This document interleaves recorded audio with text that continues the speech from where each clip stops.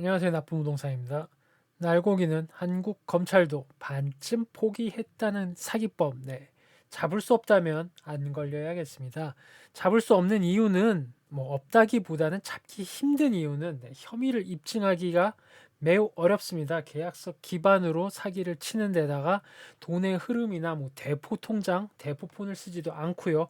그런 쪽으로 제도적인 부분은 굉장히 깨끗하기 때문에 입증하기가 굉장히 어렵겠죠. 네, 가보도록 하겠습니다. 빌라왕 사기란 요즘 뭐 유튜브에도 영상이 한 400개쯤 올라왔더라고 한 일주일 사이에. 그리고 그저께 그것이 알고 싶다에서도 다뤘습니다. 저도 한 2년 전에 2년 전에 한 영상 한 2개 정도 전세 사기에 대한 영상을 올렸으니까 수법에 대한 부분은 요즘 올라오는 영상들을 보시거나 그것은 알고 싶다를 보시거나 아니면 이제 이 영상이 끝나고 이제 마지막에 2개 정도 제가 영상을 띄울 거예요.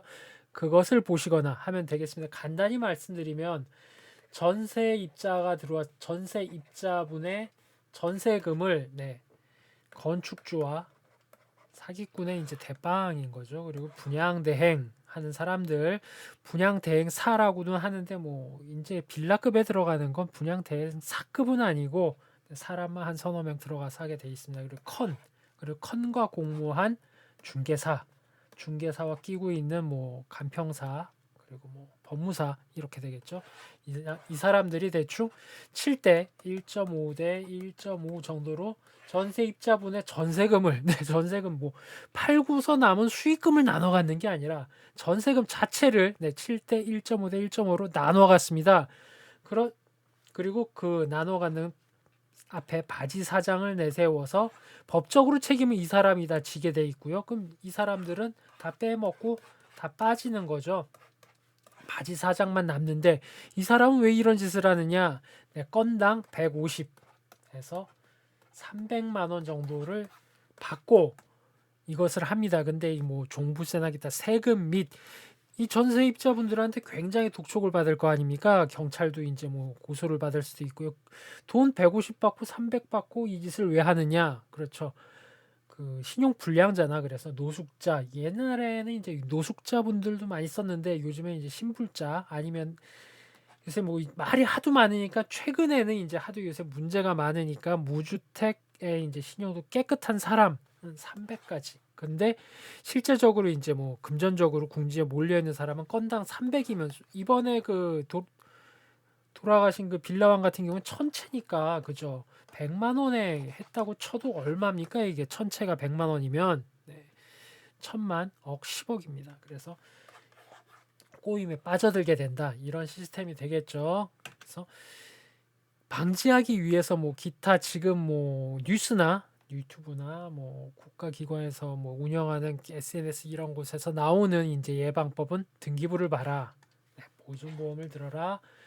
중개사협회 같은 경우에는 요새 뭐 중개사분들이 수수료만 받고 책임을 안 진다는 여론이 세니까 기자회견을 여셨더라고요. 그래서 시세 파악하는 모니터링, 그쵸? 시세를 정확하게 그 동네 몇십 년 동안의 시세를 정확하게 알고 있으면 사기를 안 당하겠죠. 가격이 이상할 테니까. 그래서 시세 파악하는 모니터링 요원을 대폭 증가해서 그 인근에 이제 공인중개사분들과 이제 업무를 진행했을 때 사기를 미연에 방지하겠다라는 의미로 보입니다. 그리고 기타 뭐 전문가분들은 등기부를 봐라, 시세를 봐라, 확정일자를 뭐 대항력 기타 여러분들 부동산에 특히 전세 사기에 관심 있는 분들은 다 여러 번 들어보셨음직한 내용들을 이제 다 말씀을 하시고 있어요.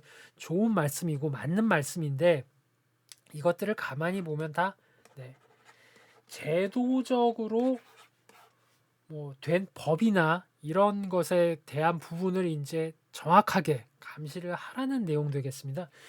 이게 근데 제도적이라는 게 당연히 이것도 봐야 되겠지만 여러분들도 보겠지만 이 제도적인 부분 이 부분들은 그 사기 일당들은 안 보겠습니까? 그죠?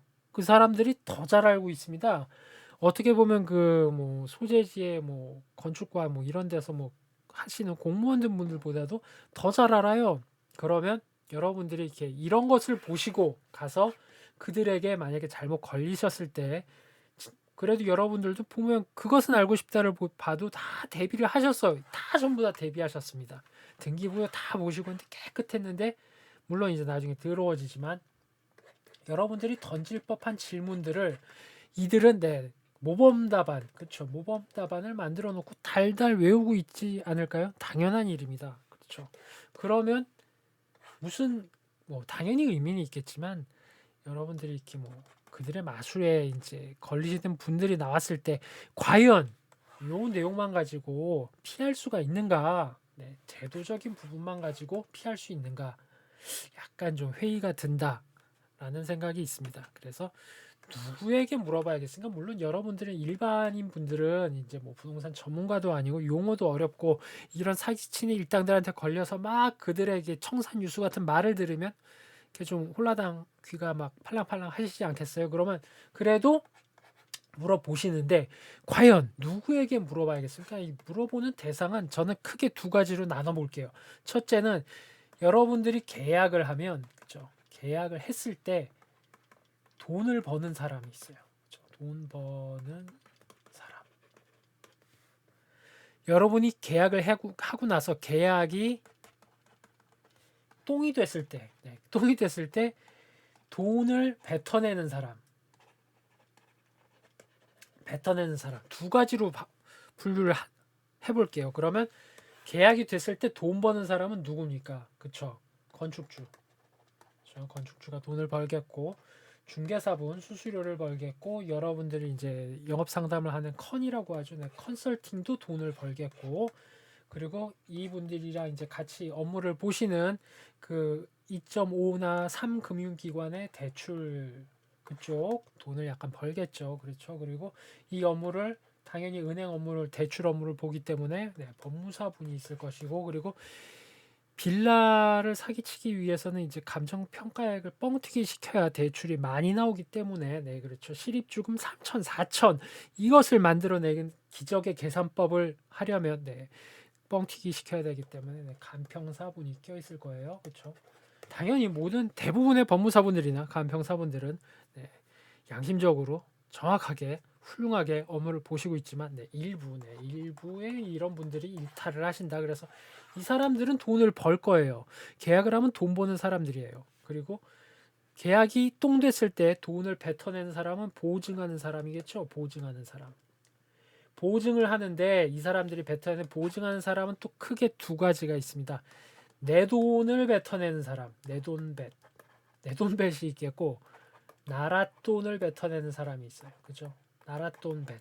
그러면은 돈 버는 사람한테 물어봐야 됩니까? 주로 이제 중개사분들한테 안전해요 물어보고 법무사분들이랑 같이 잠깐 만나서 업무를 볼 때 괜찮을까요? 물어보는데 대부분 양심적이신 분들이겠지만 저는 기본적으로 사람을 의심할 때는 가능성이 높은 좀 드라이하게 봐야 된다고 생각을 해요. 그러면 계약이 됐을 때 돈 버는 사람한테 이 물건이 안전한지 물어본다는 게 좀 말이 안 된다고 생각을 해요. 그래서 그런데 계약이 똥 됐을 때 돈을 뱉어내는 사람은 당연히 좀 보수적으로 물건을 판단하고 리스크를 적은 방향으로 안내를 하겠죠. 그 와중에도 좆됐을 때 속어를 써서 죄송합니다.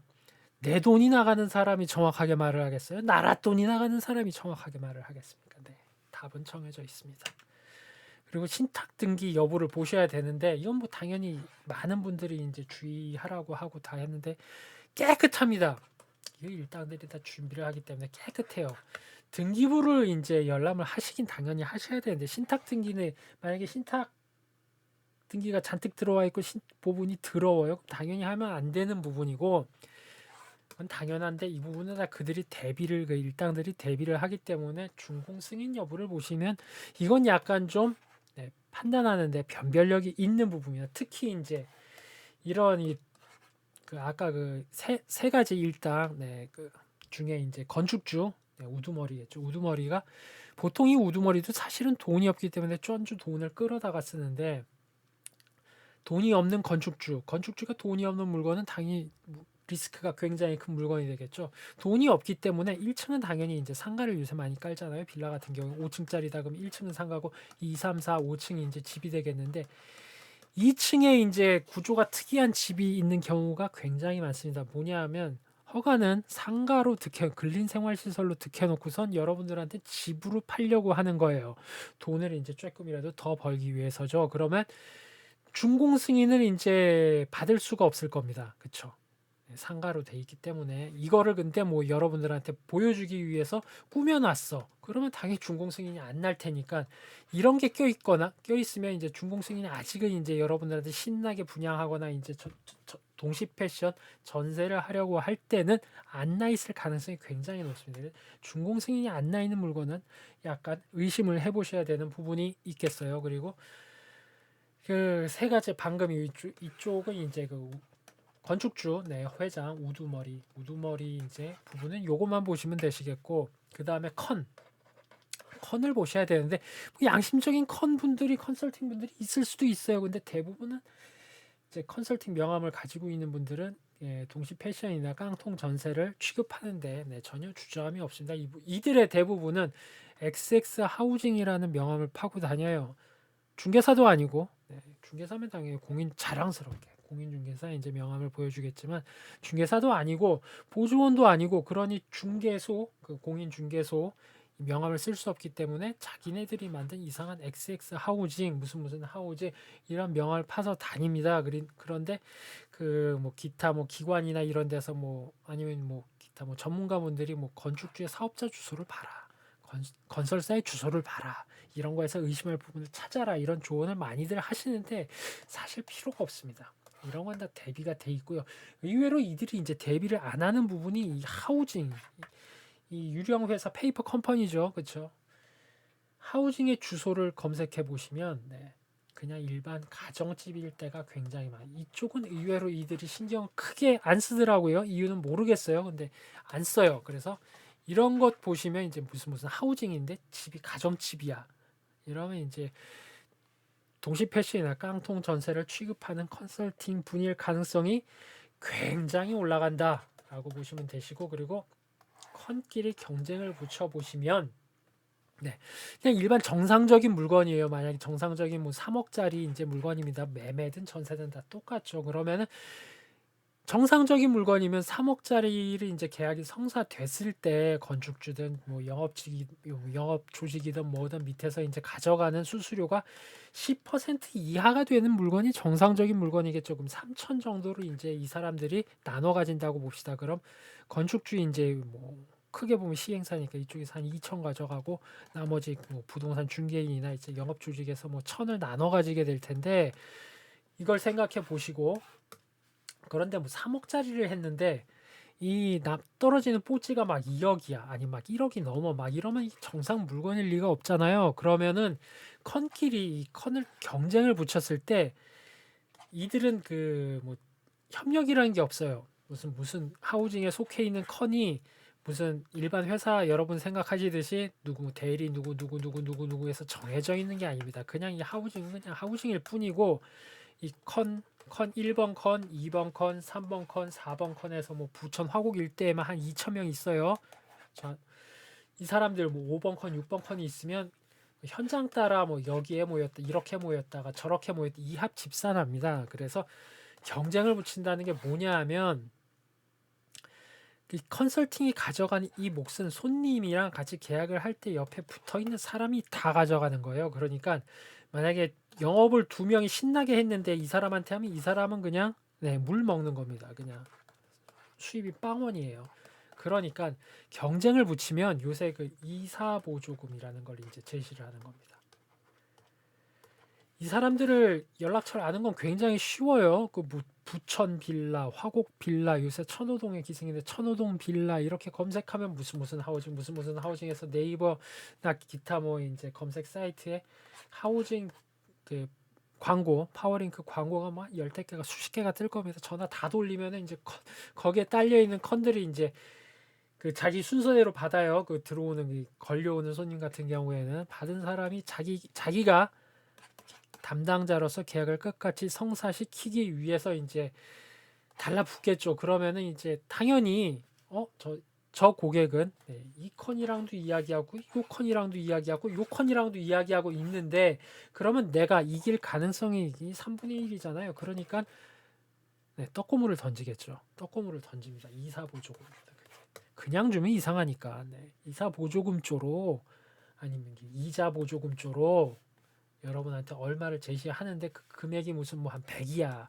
이러면은 뭐 익스큐즈 할 수 있는 금액이라 이겁니다. 근데 아니죠. 이자 보조금 기본 짠 데가 500이고 1000으로 시작해요.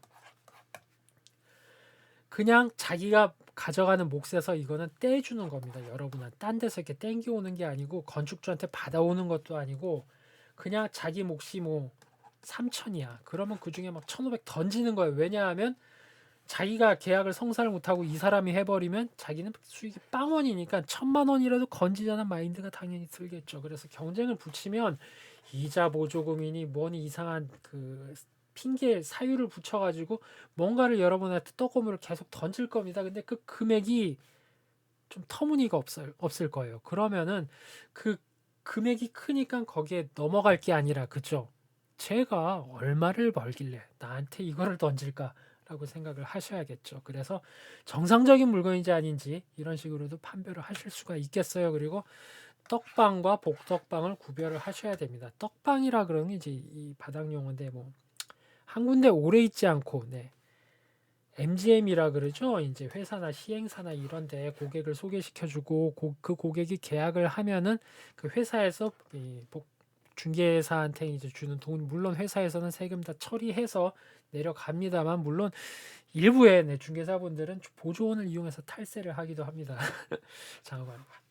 MGM을 목적으로 이제 1년 네, 아니면 2년 단위로 이렇게 계속 옮겨 다니는 중개사분들을 떡방이라 그래요. 떡방이라 그러는데 이분들은 이제 MGM을 받거나 아니면 뭐 아까 말씀드린 이런 빌라 깡통 빌라 전세 사기에 일익을 담당하는데 아무래도 좀 거리낌이 없지 않겠습니까? 그래서 떡방과 일반 이게 정상적인 중개소를 구별해야 되는데 당연히 그 지역에서 3년 정도 이상 이제 계속 영업을 하고 계시는 중개사다. 그러면은 이 사람은 그 3년 동안 그 영업 바닥 닦아놓은 게 아쉬워서라도 이 돈 얼마 받고 물론 깡통 전세 같은 경우는 일반 MGM 이런 것보다 훨씬 더 떡고물이 크긴 하지만 이거 한 번 받자고 칼 맞을 짓을 안 하겠죠. 네, 그래서 중개소도 보통 근데 이런 데가 보면은 좀 오래되고 좀 어르신 분들 계시고 좀 세상 돌아가는 것에 약간 유리되어 계실 수도 있고 깝깝해 보이실 수도 있고 그리고 근데 떡방은 가면은 이제 깨끗하고 막 컴퓨터도 최신형으로 쫙 깔려 있고 그 커피도 비싼 기계 딱 놔두고 믹스 커피 아니고 딱 내려보고 막 물론 그렇게 하는 데가 다 그렇단 얘기는 아닙니다만 좀 구별을 하시면 이게 뭐 1년대, 2년대 이런 건 인근히 이제 주변에 있는 상인분들한테 물어보시면 바로 나오죠. 여기가 이제 3년 됐는가 아니면 온 지 얼마 안 된 뜨내기인가. 그래서 특히 전세 물건 같은 걸 빌라 물건 이런 거 들어가실 때는 이쪽 세련되게 일하시는 분들이랑 굳이 일할 필요가 있겠습니까? 없어요. 그리고 그 인근 시세 같은 것도 빌라나 이런 것 시세가 많이 차이가 크면 전세가율도 만약에 차이가 크면 굉장히 위험한 물건이니까 아는 게 확실히 좋은데 정부에서 권하는 대로 그죠? 이런 떡방이 이걸 알겠어요? 몰라요. 물론 인터넷 다 뒤지면 나오는데 안 하더라고요. 그죠? 여러분도 안 해요. 좌우간. 그래서 이런 쪽에 권해서 이용을 하시는 게 훨씬 더 나은 선택이 되겠습니다. 그리고 뭐 직원오다, 커노다 이건 제가 나중에 뭐 이렇게 이쪽 업계에 대해서 오늘 말고 이런 걸 어떻게 하면 얻으시면은 만약에 커노다를 뭐 한 3,000개짜리 부천 화곡에서 일하는 컨들의 오다라 그러면 전화번호 얘기입니다. 전화번호를 얻으실 수 있다 그러면 비교해 보면 바로 나오겠죠. 바로 나옵니다. 그러면 간단한 얘기인데 이거는 뭐 오늘 말고 뭐 다른 시간에 어떻게 뭐 이렇게 비교를 할 수 있는 방법에 대해서 물론 이게 그냥 오다를 받으시거나 보관하시면 당연히 안 되죠. 개인정보보호법 위반이니까요. 네. 말고 다른 방법으로 알려드릴 수 있는 뭐 시간을 좀 갖도록 하겠습니다. 그리고 제 말씀 드릴 수 있고 싶은 건 이 신상털기 왜냐하면 이 전세 사기 일당들은 제가 아까 말씀드린 대로 법적으로 혐의를 입증하기가 굉장히 힘들기 때문에 통장도 그냥 법인 통장 쓰고요. 자기 통장 쓰고 전화번호도 대포폰 안 쓰고요. 투폰, 쓰리폰도 안 쓰더라고요. 투폰, 쓰리폰은 왜 안 쓰는지 잘 모르겠는데 귀찮아서 그런지 안 씁니다. 그래서 이 전화번호로 그냥 왜 그 다른 건 다 막 서류나 이거 보고 나 다 확인하고 어디 문의하고 하시면서 이 가장 여러분한테 물건을 소개해주고 가장 많은 그 수수료를 가져가는 사람의 신상에 대해서는 이렇게 조사를 하지 않으시는지 잘 모르겠어요. 굉장히 많이 나옵니다. 그래서 만약 그냥 구글에 조사 전화번호만 때려봐도 이 사람이 뭐 이전에 뭐 인터넷에 소양이 없더라도 어디서 주워들어서 뭐 블로그 한다, 블로그로 손님을 땡긴다, 뭐 한다, 홈페이지로 땡긴다 하면서 막 만들어 놓은 게 있을 겁니다. 그럼 보면 다 나와요. 웬만하면 다 나옵니다. 거기서 이 사람이 그냥 일반적으로 그냥 부동산 영업을 하시는 분인지 아니면 그 수수료나 큰 수수료를 위해서 그렇게 일을 하시는 분인지 어느 정도는 구별이 당연히 가능할 거라고 생각을 해요. 그 인터넷에 어두우신 분들은 네, 자녀분한테 야, 이 사람 신상 좀 한번 털어봐. 물론 신상 털기가 그 좀 안 좋은 거긴 하지만 그 전화번호가 잠깐 조회해서 뭘 하겠다는 게 아니니까 네, 법적으로도 문제가 없죠. 그냥 알아보고 뭐 어디다 공포를 하는 것도 아니고요. 그렇죠. 본인이 그냥 알아보는 거니까 괜찮을 거예요. 그러면 자녀분은 야 이거 좀 털어봐. 뭐 나오면은 아빠가 뭐 해줄게. 자 열심히 할 겁니다. 그렇죠. 그래서 간단하게 이제 요약을 해드리면 네, 제도화되어 있는 부분은 네, 그들이 다 대비를 합니다. 법적으로 뭐 서류, 뭐 물건, 법적으로 되어 있는 제도화, 알려진 거 다 대비를 해요. 의미가 없어요. 이런 걸 다 대비하고 있는 부분을 보시면은 다 대비를 해오기 때문에 의미가 없어요. 그럼 뭘 봐야 되나? 제가 앞에 말씀드린 대로 실체 뭐 물건 이런 거를 보지 마시고 그 사람 네, 이 사람이 과연 나한테 이 물건을 던져주는 이유가 뭔가 나한테 이렇게 잘해주는 이유가 뭔가 이자 비용을 대주는 이유가 뭔가 왜 이렇게 간이고 쓸개고 빼줄 것처럼 행동하는가 정상적인 물건이면 그 정상적인 정상 수수료 받자고 나한테 이런 행위를 하는 게 좀 이상하지 않은가 그렇죠 그리고 제가 아까 말씀드린 대로 이런 걸 다 조사를 해보면 뭔가가 나오지 않을까 생각을 합니다. 정상적인 영업사원이 아니고 네, 깡통 전세, 동시 패션을 진행하는 컨설팅, 부동산이라면 다 나와요. 네, 이쪽을 조사하시는 게 훨씬 더 좋은 방법입니다. 그리고 세상에 3천만 원으로 쓰림 실입주 가능한 집은 없습니다. 그리고 전세는 네, 집을 빌린 집주인한테 무료로 그 르포 프로그램 보면은 피해자분들 이런 말씀 하시더라고요. 나는 그냥 내 돈 얼마 그 2억 넣고 한 2년 살다가 그 돈 그대로 가져가지고 나올 생각으로 들어갔다라고 하는데 뭐 그분을 탓하는 건 아니에요. 당연히 피해자분들 탓하는 건 당연히 아닌데 좀 의식을 바꿔야 될 게 있죠. 전세는 집주인한테 나중에 돌려받으니까 무료로 집을 빌리는 게 아니죠. 돈을 빌려주는 겁니다. 집을 빌리는 게 아니고 돈을 빌려주는 거예요. 집주인한테. 그죠? 그리고 전세는 사금융입니다. 국가가 책임질 일이 없습니다. 그래서 뭐 국가에서도 지금 뭐 허그나 이런 걸 통해서 뭐 방지를 하고 무슨 대책을 마련한다고 하는데 그 법적으로 제도화가 되고 뭘 공표를 하고 뭘 하고 하는데 시간이 굉장히 오래 걸리고 그 혐의를 입증하는 제도 만들고 뭐 하는 그분들은 또 그 사람들은 또 가만히 있겠어요? 당연히 하면은 그 뭐 소송 걸고 뭐 하고 하면 6년 7년 끌고 굉장히 그쪽으로 정확하게 정형화가 돼서 피해 방지가 되고 모든 사람들이 안심하고 네 그런 제도만 네, 조심을 하면은 사기를 안 당하는 세상이 올 일은 아무리 짧아도 10년 이상 걸릴 겁니다. 그러면은 국가가 책임을 질 일은 앞으로 뭐 빨라야 진짜 빠르면 5년이고 네, 아무리 다이나믹 코리아라도 5년이고 뭐 정상적으로 보면 10년 정도 걸린다고 보면 되겠어요. 그러면 그 전에는 네, 알아서 우리들이 피해야 되고 제도적인 부분보다는 계속 강조드리는데 사람 보시고 그냥 그들을 보시는 게 훨씬 더 구별하는 게 쉬운 방법이 아닐까 합니다. 오늘은 여기까지입니다. 안녕히 계십시오.